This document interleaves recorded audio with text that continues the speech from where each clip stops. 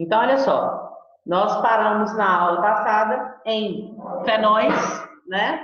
E nós vimos que os fenóis, eles eram um grupo oxigenado da química orgânica, onde ele apresentava o grupo hidroxila ou oxidrila, que é o grupo OH, porém, ele deveria estar, né, para ser identificado como fenol, esse grupo OH deve estar ligado diretamente ao anel aromático.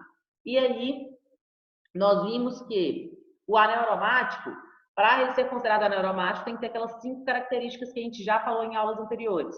A cadeia tem que ser fechada, ter ligações duplas e simples alternadas ou conjugadas, que é a mesma coisa, possuir o efeito da ressonância, ter todos os carbonos do anel com hibridização sp2, ou seja, geometria trigonal plana, ou seja, ter uma ligação dupla e 2 ligações simples.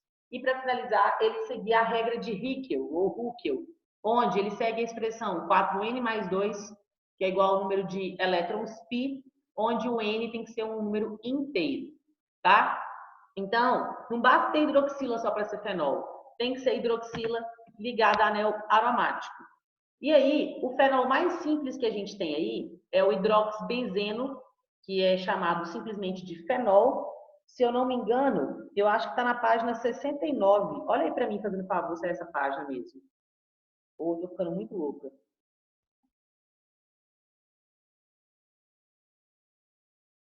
Que página que tá isso aí? Fenol, Carla? É.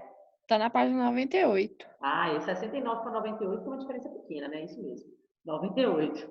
Então, aí a gente tem a, a representação de fenóis, e aí a gente vai ver a questão da nomenclatura da IUPAC e a nomenclatura usual para fenóis, tá? Então vamos ver aqui como vai ser. Aí a gente tem os primeiros exemplos, e esse primeiro exemplo é o fenol mais simples que a gente tem, já que o anel aromático, o benzeno, é o anel aromático mais simples na química orgânica, tá? Você pode chamar esse grupo simplesmente de, esse composto, esse primeiro exemplo, simplesmente de fenol. Você pode chamar ele de hidroxibenzeno, tá? Pode chamar também de benzenol, que é bem menos comum aparecer. E seria o exemplo mais simples que a gente tem de fenol. No caso, deixa eu só pegar meu livro aqui, pessoal, um minutinho. O que acontece? Nesse segundo exemplo, a gente tem um anel aromático aí com 2 substituintes, com 2 radicais. Eu lembro que quando a gente falou de nomenclatura de benzeno com 2 substituintes, com 2 ramificações, a gente falou da nomenclatura orto, meta e para. Eu só utilizo essa nomenclatura quando eu tenho o benzeno com 2 radicais. Não pode ter nem menos de 2 e nem mais de 2. Tem que ser apenas exatamente 2 radicais. E a gente viu que quando esses radicais estivessem no carbono 1 e 2, eu usava a nomenclatura orto, 1 e 3 meta e 1 e 4 para. Nesse caso, o carbono 1 aí, ele foi numerado na hidroxila, porque lembra que o grupo funcional ele tem preferência para começar a numerar a cadeia principal. Como a hidroxila é o que identifica o grupo dos fenóis, esse é o carbono 1. O carbono 2 tem que ser do CH3, que é o metil, porque as ramificações têm que ter os menores números possíveis. E aí, quando a gente vai citar, a gente pode citar, a gente tem que citar as ramificações em ordem alfabética. Esse primeiro nome que eu coloquei aí, eu considerei a hidroxila como se fosse uma ramificação. E aí a cadeia principal é o benzeno. Então eu coloquei um hidrox, no carbono 1 eu tenho hidroxila, 2 metil e a cadeia principal benzeno. Ou então eu poderia substituir a posição 1 e 2 pela nomenclatura orto. Então ficaria orto, hidrox, tolueno. Não sei se vocês lembram de aulas anteriores que eu demonstrei para vocês, justamente esse exemplo aqui, ó. Quando eu tenho um benzeno ligado direto no CH3, tudo isso eu chamo aqui, ó, de tolueno. Então, por isso que eu chamei de orto, porque nas posições 1 e 2 eu tenho ramificações, hidrox, que é a hidroxila, e quando eu falo tolueno, eu já considero o benzeno diretamente com o CH3, tá? Teria uma outra nomenclatura para isso. Eu poderia chamar simplesmente de 2-metilfenol. Como assim, Carla? 2-metilfenol. No carbono 2, eu tenho o grupo metil, tá? Ele aqui, ó. Só que tudo isso aqui eu chamo de fenol também. Eu poderia colocar 2-metilfenol, tá? Ortometilfenol também seria correto, quando você fala que é orto, que é na posição 1 e 2. E ainda tem o ortocresol. Na química orgânica, todo esse composto aqui, ó, a hidroxila com CH3, ligado direto no benzeno, eu chamo de cresol, tá? Aparece com bem menos frequência, mas pode aparecer. Ok? Aqui, outros exemplos. A gente tem aí o benzeno com duas hidroxilas, no primeiro caso, na posição 1 e 2, que é na posição orto, e no segundo caso, na posição 1 e 3, que é a posição meta. Então, teria os nomes 1,2 dihidroxibenzeno, ou então, benzeno 1,2 diol. Quando você põe 1,2 diol, você está indicando as posições da hidroxila. Ou ainda você poderia chamar de orto, que é a posição 1, 2, dihidroxibenzeno, tá? Você poderia ainda chamar de, deixa eu ver o que mais, e o catecol, porque na química orgânica, quando tem duas hidroxilas ligadas ao benzeno, eu também chamo de catecol. Mas o catecol é quando eu tenho a hidroxila ligada só no carbono 1 e carbono 2, tá? No segundo exemplo, eu tenho nas posições 1 e 3, então seria o nome 1,3 dihidroxibenzeno, ou então benzeno 1,3 diol, que é quando você indica onde estão as posições de hidroxila também, ou ainda meta-dihidroxibenzeno também estaria correto, tá? Só uso o ortometipara com benzeno com 2 substituintes, nem mais nem menos que isso. Alguma dúvida, pessoal? Não. Ô, Carla, volta um slide para mim, entendeu? Por favor, só para me copiar um pedacinho que ficou faltando. Claro, né? Peraí, deixa eu só voltar aqui, então. Mete bronca aí. Depois dos fenóis, a gente vai ver agora um outro grupo oxigenado que a gente chama de éter, tá? Os éteres, pessoal, nada mais é que um grupo... Peraí, tá alguém me pedindo para abrir a aula, deixa eu ver. Espera só um pouquinho, gente, tem alguém que está com dificuldade. Os éteres é um grupo orgânico oxigenado. O próprio nome, pessoal, ele é originado dos heteroátomos. Não sei se vocês lembram, que nós estudamos mais no início das nossas aulas, que os heteroátomos eram oxigênio, nitrogênio, fósforo e enxofre, entre carbonos. Especificamente nos éteres, nós teremos o oxigênio entre carbonos, tá? A gente identifica eles dessa forma. Quando tiver um oxigênio entre carbonos, eu tenho o grupo dos éteres. E aí, nós vamos ver a nomenclatura, tanto da IUPAC quanto a nomenclatura usual. Nós temos dois pontos aí, dois tópicos. O primeiro tópico é referente à nomenclatura da IUPAC, tá? E o segundo tópico é referente à nomenclatura usual. Nós primeiro vamos ver a nomenclatura da IUPAC, com exemplos, depois a gente volta na nomenclatura usual e ver os exemplos também aplicados. Então, a nomenclatura dos éteres são nomenclaturas, é uma nomenclatura diferente dos grupos anteriores que nós vimos, no caso dos fenóis, dos álcoois e hidrocarbonetos, tá? Mas não é tão difícil, ela é até bem simples. Como que a gente faz? Como a gente tem um oxigênio entre carbonos, à esquerda e à direita do oxigênio, nós teremos carbonos. Você vai fazer a análise da seguinte forma. Você vê em qual lado tem menor quantidade de carbonos e você inicia o nome por essa quantidade menor de carbonos. Vai seguir do prefixo ox, depois você cita a maior quantidade de carbonos, como se fosse um hidrocarboneto. Como assim? Olha aqui no exemplo. Nós temos aí o primeiro exemplo de um oxigênio, de um éter, que é oxigênio entre carbonos. Deixa eu pegar aqui a caneta. Temos aqui um oxigênio entre carbonos, então é um grupo éter. À esquerda do oxigênio, eu tenho uma quantidade de carbonos e à direita eu tenho uma outra quantidade de carbonos.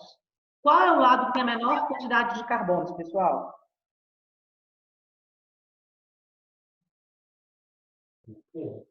À esquerda. E a direita tem 2 átomos de carbono. Então, eu começo pelo lado esquerdo. Então, um átomo de carbono, eu uso o prefixo met, seguido do prefixo ox, que é oxigênio. No segundo lado, eu tenho 2 átomos de carbono, que é a maior quantidade, prefixo et. Só ligações simples entre carbonos. Como eu trato como hidrocarboneto, O. Então, fica metox, etano, tá? E aí, no segundo exemplo, nós temos aí, tanto à esquerda quanto à direita, nós temos a mesma quantidade de carbonos. Nós temos 2 átomos de carbono dos 2 lados. Então, por onde que eu começo? Tanto faz, com a mesma quantidade. Então, começo com a palavra et, que são 2 átomos de carbono, seguido do prefixo ox, que eu tenho oxigênio, e o outro lado, como tem a mesma quantidade, também são 2 átomos de carbono, et, infixo an, que é só ligações simples entre carbonos, e O, que eu trato como se fosse um hidrocarboneto. Então, é tox, etano, tá? Tudo bem aí? Sim. Sim, tranquilo? Aí, pessoal, essa nomenclatura, então, é de acordo com o IUPAC. Você sempre analisa. Aí tem um éter, olho à esquerda e à direita do oxigênio. O que tiver a menor quantidade de carbono, eu começo por ele, pelo prefixo da menor quantidade de carbonos, coloco o prefixo ox e sigo com a maior quantidade de carbonos, como se fosse um hidrocarboneto. Tá? É bem simplesinho. Agora, na nomenclatura usual, vamos voltar lá para a gente ver. Inicia-se com a palavra éter, seguida dos nomes dos radicais em ordem de complexidade, colocando-se no radical mais complexo a terminação ílico. Como assim, Carla? Vamos voltar aqui. Então, nós temos, no primeiro exemplo, à esquerda do oxigênio, eu tenho o grupo metil, à direita eu tenho o grupo etil, com 2 átomos de carbono. Aí vem a pergunta, quem é mais complexo? É o metil ou o etil? O etil. O etil é mais complexo, mas de acordo com a nomenclatura da usual, né? De acordo com a nomenclatura usual, eu começo com a palavra éter, o nome do menos complexo, depois o mais complexo, terminação ílico. Então, ó, éter, metil, porque é o menos complexo, que é o CH3, como o etil é o mais complexo, coloco a terminação ílico. Então, éter, metil, etílico, tá? No segundo exemplo, tanto à esquerda quanto à direita, os grupos são iguais. Então, você começa com a palavra éter, como são 2 grupos iguais, prefixo di, como os 2 são etis, coloco a terminação ílico nele. Então, éter, di, etílico. Tranquilo? Tranquilo. Então, vamos lá, vamos continuar. Só que aí, os éteres são grupos que a gente tem subgrupos derivados dele. Como assim? Dentro do grupo dos éteres, que é o grupo que é identificado pelo oxigênio entre carbonos, nós temos os epóxidos.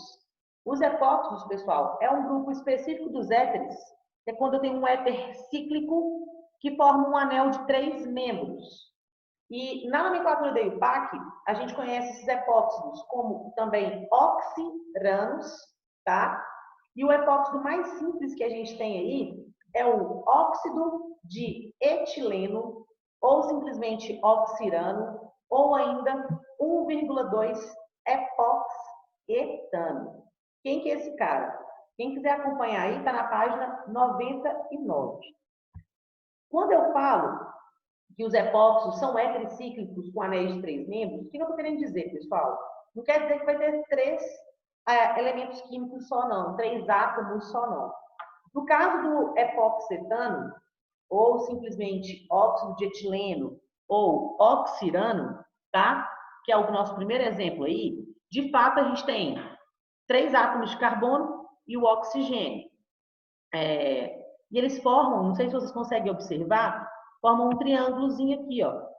O oxigênio está ligado através dos 2 átomos de carbono, formando um ciclo de 3 membros entre eles, tá? Mas, a gente tem aqui, ó, em todos eles, esse formato desse triângulo. Ó. Eles formam um triângulo entre o oxigênio e os carbonos. Aí tem gente, quando lê assim, que um éter é cíclico de 3 membros, quando fala do epóxi, acha que tem que ser só 3 átomos. Mas como vocês podem observar nos outros exemplos, eles formam anel. Quando a gente fala que forma um anel cíclico de 3 membros, olha aqui, ó. Eu estou me relacionando ao oxigênio com os átomos de carbono,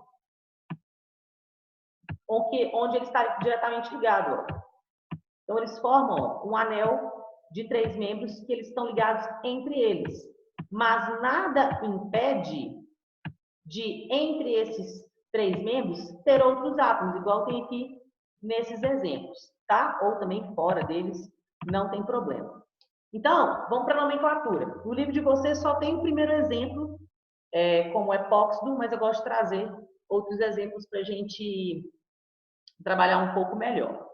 Então, o epóxisetano, ou óxido de etileno, ou oxirano, é esse primeiro exemplo. Só que para ficar mais completo esse nome, eu poderia numerar os átomos de carbono. Como eu só tenho 2, e o oxigênio está ligado diretamente nos 2, tanto faz numerar da esquerda para a direita, tá? Ou da direita para a esquerda. Então, aqui, ó, carbono 1, carbono 2. Para esse nome ficar mais completo, eu poderia falar, ó, 1,2 epóxi-etano. O que você está querendo dizer com isso? Que o oxigênio está ligado diretamente ao carbono 1 e ao carbono 2. É um grupo epóxi, porque forma esse anel de 3 membros. É ético, porque tem 2 átomos de carbono. É AN, porque só tem ligações simples entre carbonos. E é O, porque a gente trata essa cadeia carbônica aqui como se fosse um hidrocarboneto. Tá? No segundo exemplo, vocês estão vendo que eu numerei os átomos de carbono aí. Eu deveria começar a numerar da esquerda para a direita ou da direita para a esquerda. E por quê? Sem brigar para responder. É por causa Da que o grupo direita para a funcional... esquerda. Pode ir. Pode ir, Maria Fernanda. Pode ir, Júlio. Não se brigar, não. Vamos lá.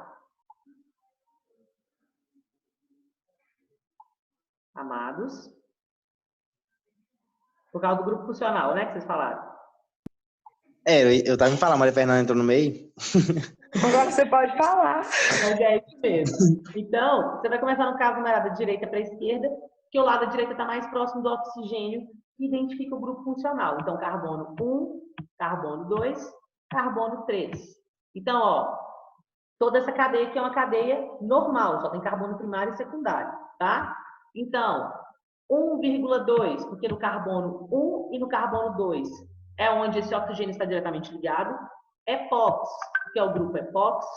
Prop, que eu tenho 3 átomos de carbono na cadeia principal. EAN, porque eu só tenho ligações simples entre carbonos. E EO, porque eu trato a cadeia carbônica como se fosse um hidrocarboneto, tá? O terceiro exemplo, nós temos aí, no caso, o oxigênio está ligado nos carbonos da extremidade. Então, tanto faz eu começar a numerar da esquerda para a direita, como da direita para a esquerda, porque esses carbonos vão ter a mesma numeração, que é 1 e 4. Então, ó, 1, 2, 3 e 4. Então, 1,4, que são as posições que os carbonos estão ligados diretamente ao oxigênio. Epóxi, porque é o grupo epóxi. But, que eu tenho 4 átomos de carbono. AN, que eu só tenho ligações simples entre carbonos.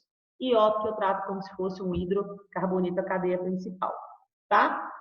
No último exemplo, vou começar a numerar da direita para a esquerda, porque está mais próximo do oxigênio, o lado da direita, do que da esquerda. Então, 1,3, que é a posição que os carbonos estão ligados diretamente ao oxigênio, é um grupo epóxido, então epóxi. But, que são 4 átomos de carbono. AN, que eu só tenho ligações simples entre carbonos. E O, porque a gente considera a cadeia principal como se fosse um hidrocarboneto, tá? Lembrando, pessoal, que esse grupo dos epóxidos, ele não é encontrado naturalmente de forma, por exemplo, como os hidrocarbonetos, como os álcoois, tá? Eles são sintetizados, eles são produzidos através de uma reação química. Na página 99, vocês têm a reação mais simples para sintetizar, para se produzir um epóxido, tá? Que é a reação orgânica entre um alceno ou alqueno, lembra que são hidrocarbonetos que têm ligações duplas entre carbonos, e um ácido percarboxílico. Aí a gente forma o epóxido e o ácido carboxílico. Nós não vamos aprofundar sobre esse assunto agora, em virtude de precisarmos de alguns outros conceitos e outros grupos funcionais, no caso, para a gente entender essa reação, e aí a gente vai rever essa reação lá quando a gente começar as reações orgânicas que vem no livro 3 e no livro 4, tá? Vocês têm que entender como que identificam o epóxido, a questão da nomenclatura, tá? Mas saber como é produzido, sintetizado um epóxido, agora não vai ser o momento que a gente vai discutir. Isso vai ser uma discussão para aulas posteriores. Tranquilo? Deve estar tranquilo. O próximo Tranquilo.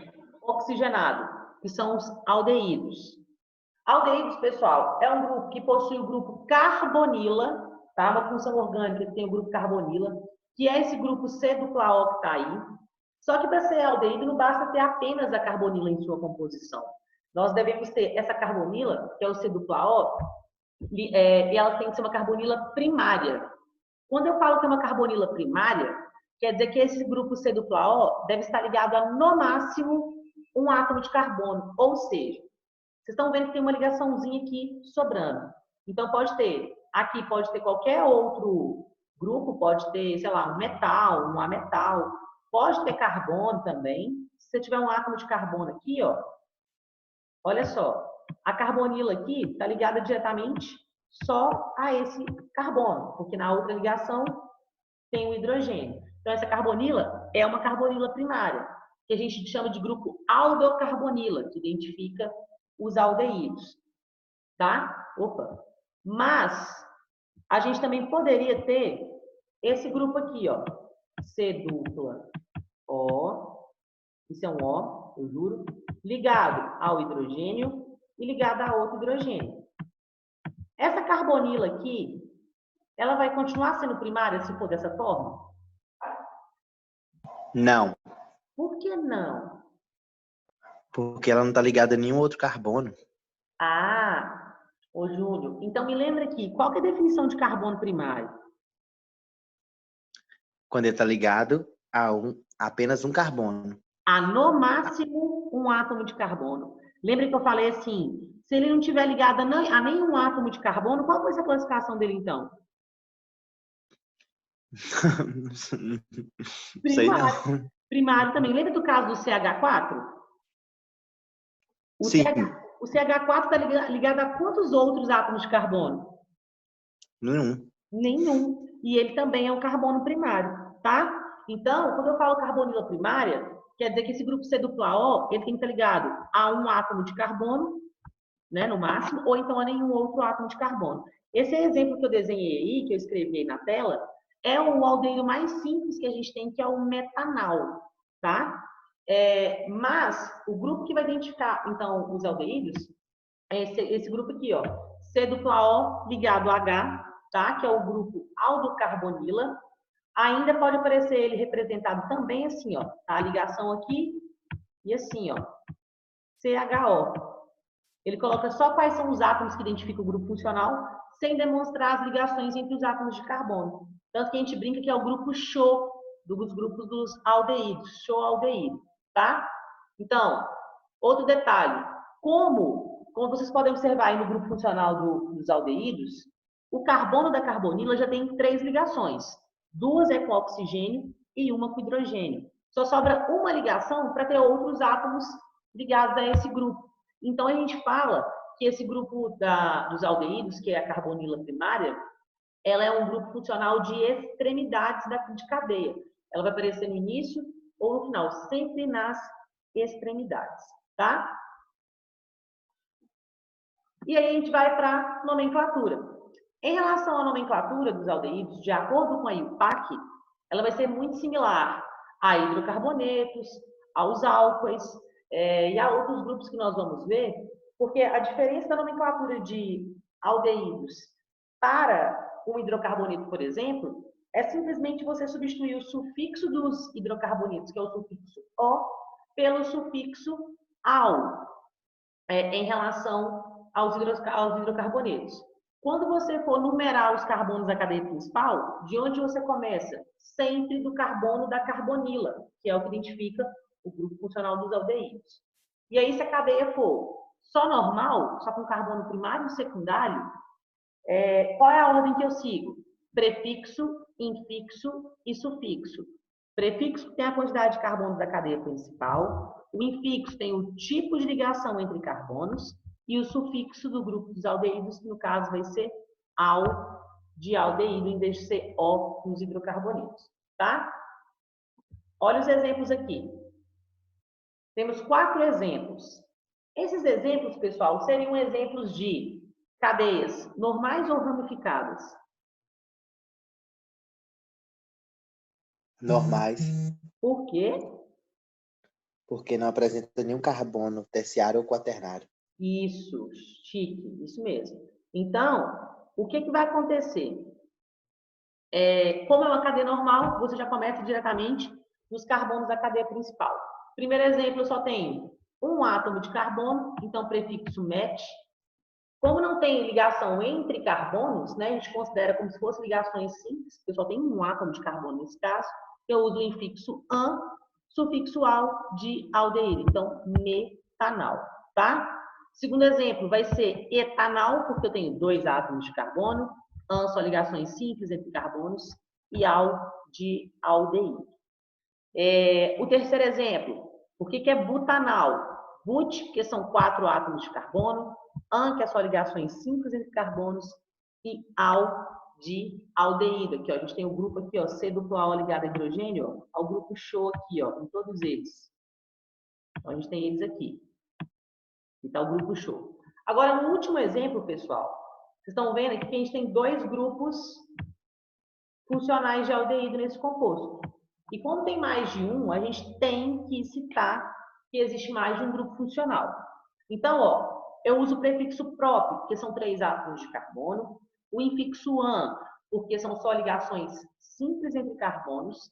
Eu uso a preposição "di" aí, ó, na verdade, não a preposição, né? Eu uso essa terminação, esse sufixo "di" aí, que são 2 grupos funcionais, e "al", porque é um aldeído. Então, propan-dial.